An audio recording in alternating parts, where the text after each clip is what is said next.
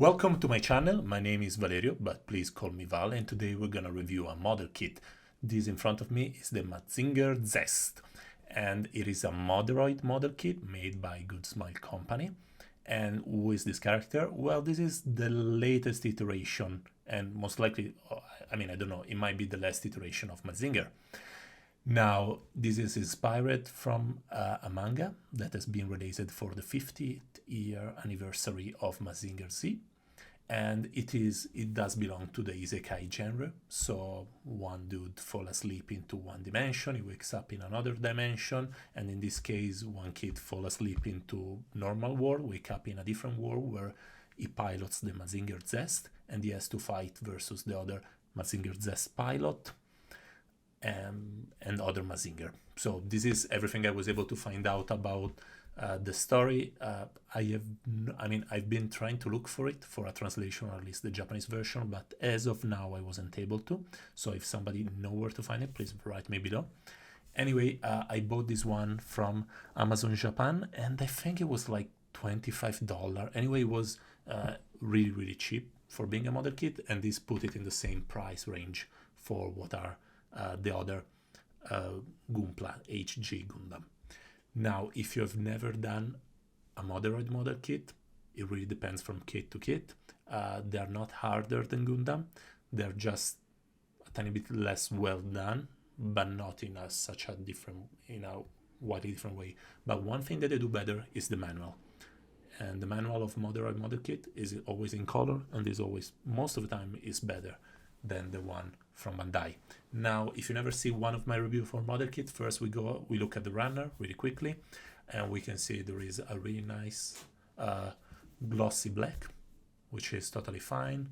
And then we go on to look into the other colors, and when we look at the colors, I will tell you about the build experience.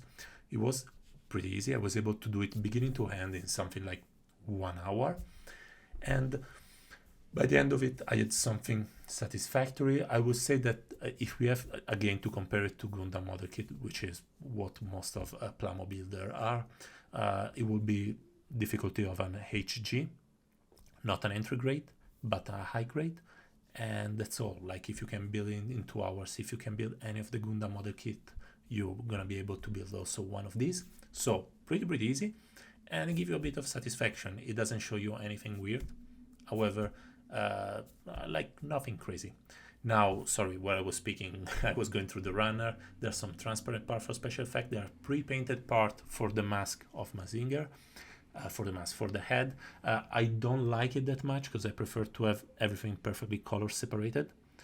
Moreover, there is also a sheet of stickers inside. There are a ton of stickers inside any Moderoid, but most of the time I'm not so happy about it. But in this case, they kept the price so low that I'm like, you know what, it's okay, stickers.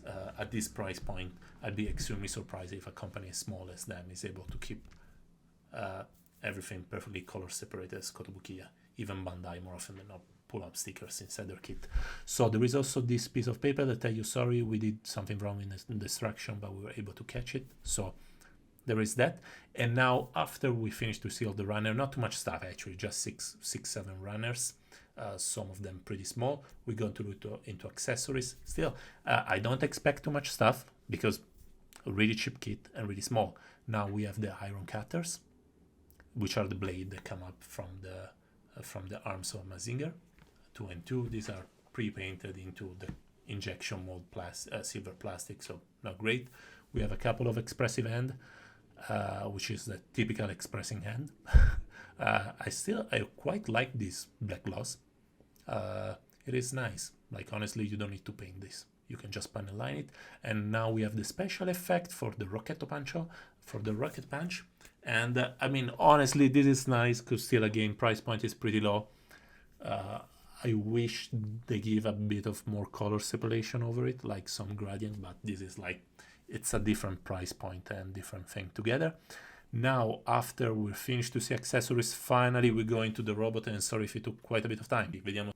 And now we saw our robot in front of us. It is 6 inches, give it or take it, a tiny bit less than that. It's pretty small, but still, this doesn't really have to compare with Master Grid or anything. This is more in the scale of a average HG, maybe even one of the middle size one, middle to small size H grade from Bandai.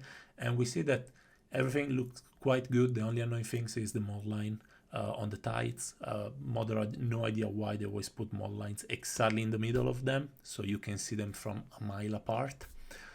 But other than that, if you tie them enough, you should be able to ignore them, because otherwise to fix it is gonna take quite a bit of work. And now while it looks like my hand is froze, it is not froze. I just want to show the sides so you can see also the cut over the head of Mazinger. But anyway, it is a cute kit. I don't have anything about it to say against it. Still, for the price point, it is nice. And now we're gonna quickly go to look into the articulation. Sorry if it was a bit blurred before. So the head is on a ball peg, down, left, right, nothing crazy. The neck is blocked, so it is not a double joints there. There is only one, but it can do everything that you would expect. The arms reach shoulder height, so not bad at all.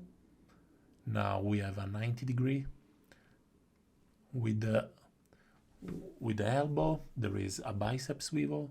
The hand is over a ball peg.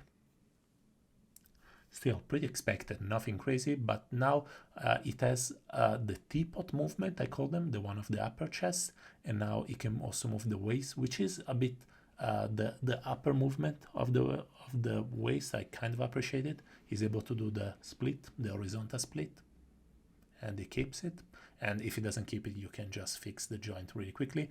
Now, this is one bit of the build that I didn't like that much, is that the lower part of the leg insert inside the higher part. Not great, because it will have the tendency to fall, but you can glue it without moving, without losing any of the movement. Now there is the skirt. The skirt moves so that it's able to do the flip, also the other side one, and then we have a ball peg for the foot. Now, honestly, articulation is quite satisfactory. There is also a tiny gimmick where the overbuilder can fly off the head, extend his wing, and then park himself back inside. Quite cute, if I have to say. And now for comparison, we will look quite quickly on a few models that I can reach. So usual Lego Dude from Monkey Kid. Now we go to look into an SMP. This is Calendar Man, Dakyutsujin, I think is the Japanese name, can't remember. Anyway, he's a really small dude. Now we compare with another Moderoid, with the Godmars. Godmars is a big dude, but is also a price that is 2 times and a half the one of Mazinger Zest. And now we're gonna compare with Arale-chan, with Arale. Still, I can't remember which line is this Arale. And now for conclusion. So we will look really quickly on positive and negative. Let's start with negative. So Good Smile Company and the Moderoid line have a problem. 90% of their kit have the tights, both the tights, that are composed by two identical parts, and they connect exactly in the middle of it, so that you can actually see it every single time a line go through between the left and the right part. Now, one way of solve this will be just to hide it into the back or into the side, so you will notice a tiny bit less. And this kit has quite a bit of stickers. And I'm done with the negative. On the positive, this was a fun build, very easy. In 1 hour, I was able to do everything. The price is not too high. Actually, the price for being a Moderoid is pretty low, and this is a way smaller company than Bandai, so you can only appreciate that they were able to keep the price low. The kit can move really, really well, almost action figure-like, and it is quite a bit of fun. The few accessories that I added give you a few options about how to expose it, how to show it with your collection. So on my end, I can only recommend it because this is a good kit. Price, it is what it's supposed to be. And this new take on Mazinger, I kind of appreciate it. Is a new design that doesn't forget the original one and try to move it into the future. Now, the real question is, if you are a Mazinger collector, you're most likely a die-cast kit collector. You're not a model kit, so you can ask yourself, are they ever gonna do a die-cast kit out of it, a die-cast model of this Mazinger? And the question, and to reply this question is, who knows? Actually, I have no idea about it. I wouldn't be surprised, since very, very obscure character from the Mazinger franchise have been made into high-end diecast models, such as the Great Mazinger, as obscure as it goes. So if you're not able to build the model kit, maybe you just have to wait it 5, 6, 7, 8 years. Otherwise, you can invest in 20, 30 bucks, build this one, and have a full collection with Mazinger in all his possible, in all his all different expression models, in all his different options, let's call it like this, or iteration, or okay, let's call it like this, to have all the possible Mazinger. Anyway, this is a kit that is recommended by me, as I said before. It's recommended if you're a Gundam builder. It's recommended if you just like Mazinger. It's recommended if you like Super Robot, and it is just a lot of fun to build. I have to give it to Moderoid. They did put together quite a solid product. Now, if you're interested into other model kit review or diecast robot review, please subscribe to the channel and let me know. Bye guys, have a nice day. Guys,